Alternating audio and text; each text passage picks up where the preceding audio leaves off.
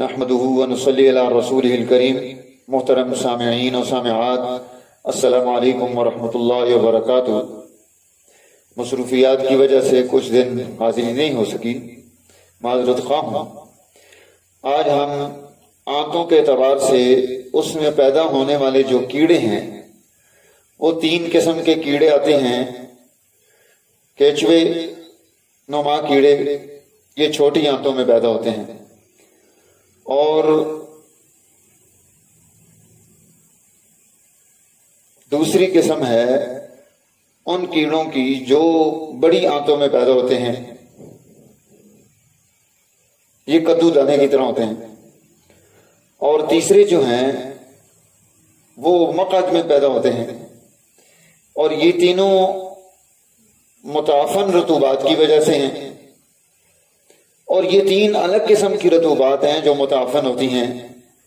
یعنی کبھی اعصابی رطوبات متعفن ہو جائیں گی، اور کبھی غدی گرمی کی رطوبات کا تعفن ہوگا، اور کبھی عضلات کی تیزابی رطوبات کا تعفن ہوگا، اور وہ کیڑے بن جائیں گے۔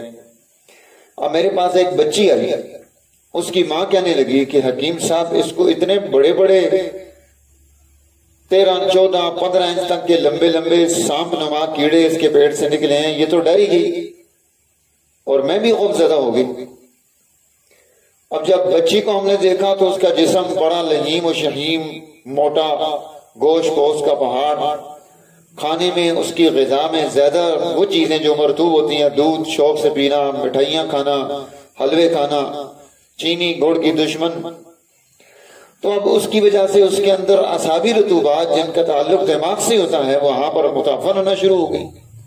اب جب ہم اسے ترشی کی طرف لے کر گئے اور اس کو وہ غذا دوا دی جس کے نتیجے میں اس کے یہ اعصابی متعفن رطوبات جو ہے وہ نکلنا شروع ہوئی، تو وہ سارے کیڑے ختم بھی ہو گئے اور دوبارہ پیدا بھی نہیں ہوئے، جسم بھی درست ہوا۔ ہاں ٹائم اس پر خرچ ہو جاتا ہے تھوڑا۔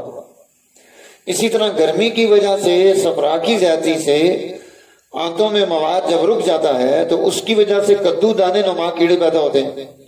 ان کا غذا دوا الگ ہے کہ جب گرمی پیدا ہو جائے تو اس کو اب رطوبت کی طرف لے کر جاؤ۔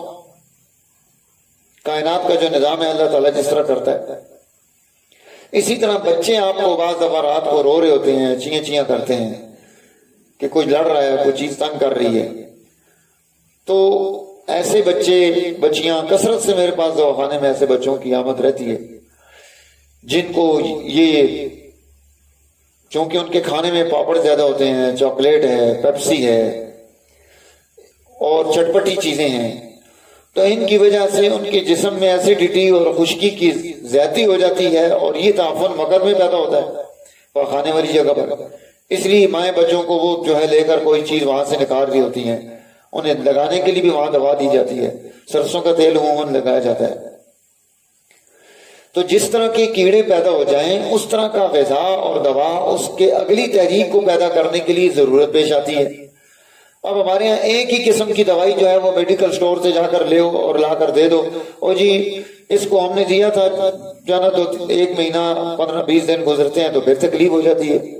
بھئی ہم نے علاج تو کیے نہیں، ہم نے تو عارضی طور پر اس کے جسم کو سکون دینے کے لیے کوئی ایک چیز دے دی ہے۔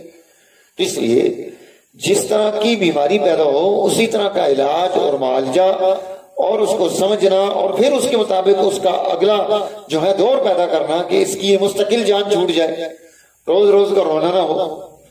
تو اس طرح سے ہم ان کیڑوں سے جو پیٹ میں اور آنتوں میں پیدا ہوتے ہیں ان سے نجات حاصل کر سکتے ہیں۔ یعنی اگر رطوبات کی وجہ سے ہیں تو اس کو ترشی دینی پڑے گی، اگر گرمی کی وجہ سے ہیں تو رطوبات دینی پڑے گی، اور اگر ترشی کی وجہ سے ہیں تو اس کو گرمی دینی پڑے گی۔ گرم غذائیں اور دوائیں اور ضرورت کے مطابق اس کو استعمال کیے جا سکتے ہیں بدرکے۔ اور سب سے اہم چیز ہے کہ اس کے کھانے پینے کا جو شیڈول ہے اس میں چینج لانا، اور اس کو تھوڑا غذا میں اس کی کمی کرنا کہ اگلی چیز کو ہضم کر سکے۔ ہمارے ہاں کثرت کھانے کی ہے جس کی وجہ سے نظام درست نہیں رہتا، تو یہ چیزیں پیدا ہو جاتی ہیں۔ جب ہم اسی لیے روزہ رکھوایا گیا کہ ہم روزہ رکھیں، ہم تھوڑا بھوکا رہیں، تو اس سے بھی فائدہ ہوتا ہے۔ بہرحال اس طرح سے ہم نجات حاصل کر سکتے ہیں۔